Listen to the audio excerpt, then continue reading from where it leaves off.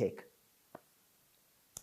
Second, hard decision-making requires a keen sense of neutrality to avoid being colored by our own biases, because we carry lots of biases by our experience, by our history, by our culture.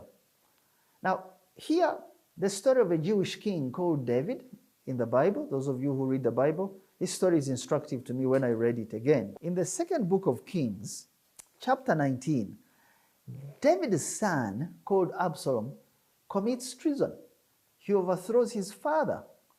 But then Joab, the commander of the nation's forces, follows and kills Absalom. David, instead of praising the forces of the nation for ending the treasonous episode, David instead weeps for the son who had committed treason. The men who had ended treason are sort of shocked at the turn of events. They question in their minds, should we have abided by the laws of the land? Or should we have let the treason continue? Who are we working for?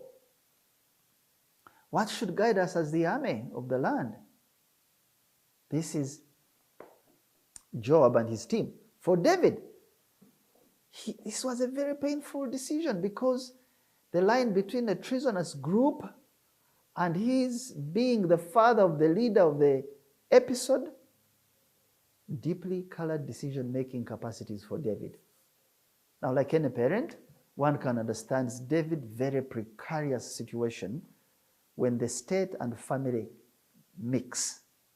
Now, from a perspective of decision-making in this kind of situation, there is some reflection that this story should force on us, especially on why David was weeping. It seems to me, when I reflected on this situation of David, it seems to me that this situation with Absalom had festered for so long, and David had refused, quotes, to do surgery at his home and at an individual level. He had had terrible mistakes with Bathsheba. Those of you who read the Bible know that. Someone's wife that he had taken. It had led to the death of two other people. The husband of Bathsheba, called Uriah, and the child had also died. Now, the child that came out of this fringe relationship also died. Then one of David's daughters, Tamar, was also raped by her brother Amnon. Too many things happening that needed surgery in the family. And now Absalom carries out a coup d'etat against his father.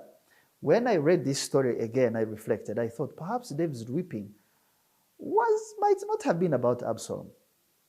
Rather, it was weeping over a series of actions that had made his administration at home very difficult, leading to this unfortunate consequence of Absalom. Parenting, ladies and gentlemen, is a very large decision-making laboratory for what eventually citizenship or a citizen, or what I call national collective values of a country should look like.